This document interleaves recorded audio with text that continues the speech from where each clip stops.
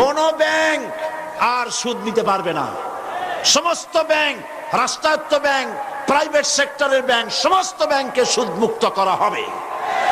কারণ সুদ হলো হারাম। সুদ কি? আল্লাহ রাসূল বলেছেন সুদের মধ্যে 70টি গুনাহ, তার ছোট্ট গুনাহ হলো নিজের মা, গর্ভধারিণী মাকে বিবাহ করা।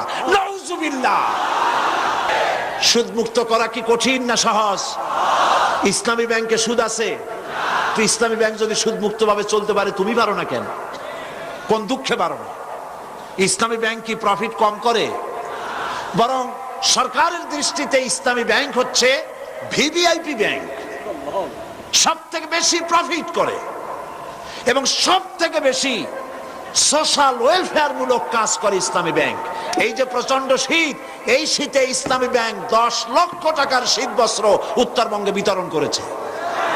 ডিজাস্টার যখন হয়, দেশে যখন প্লাবন হয়, ভূমিকম্প, নানান রকমের অসুবিধা হয়, তখন ইসলামী ব্যাংক সাহায্যের হাত বাড়ায় দেয়। ইসলামী ব্যাংক হাসপাতাল করেছে, আরো বেশি বেশি করার তৌফিক যেন আল্লাহ দেয়। জোরে বলেন আমিন। ইসলামী ব্যাংকে এত বরকত হয় কেন? বরকত হওয়ার কারণ হলো হালালে বরকত হয়, হারামে কোনো বরকত হয় না। যেমন কুত্তা, কি এই কুত্তায় বাচ্চা দেয় কয়টা? বছরে কয়টা? 7টা, 8টা, 10টা। ওর তো কোনো পরিবার পরিকল্পনা নাই, জন্মের মতো হয়। আচ্ছা, যে হারে কুত্তায় বাচ্চা দেয়, এই হারে সব কুত্তা যদি বেঁচে থাকতো, তাহলে আপনারা কি রাস্তা দিয়ে হাঁটতে পারতেন? কি বলেন, রাস্তা দিয়ে হাঁটা সম্ভব হতো কুত্তার জ্বালায়? সম্ভব হতো না। যে হারে জন্মের মতো কুত্তা হয়, ওইরকম জন্মের মতো মরে। এবার দেখেন, গাভী বাছুর দেয় কয়টা? বছরে কয়টা? মাত্র একটা বাছুর দেয়। তারপরে মুসলমানেরা যা জন্মের খাওয়া খায়।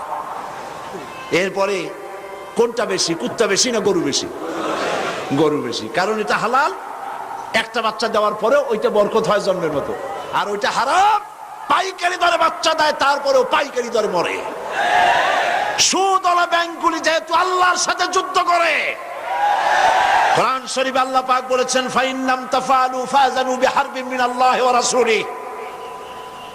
সুদকে আমি হারাম করে দিলাম। এটা জানার পরেও যারা সুদ গ্রহণ করবে, লেনদেন করবে, আল্লাহ এবং রাসূলের সঙ্গে যুদ্ধের ঘোষণা রইল। সেই জন্য বরকত নাই, দেশে শান্তি নাই। আর ও আল্লাহর হুকুম মানে সুদমুক্ত ব্যাংকিং করে, তাই আল্লাহর রহমত বরকত আল্লাহ ঢাইলা দিছে।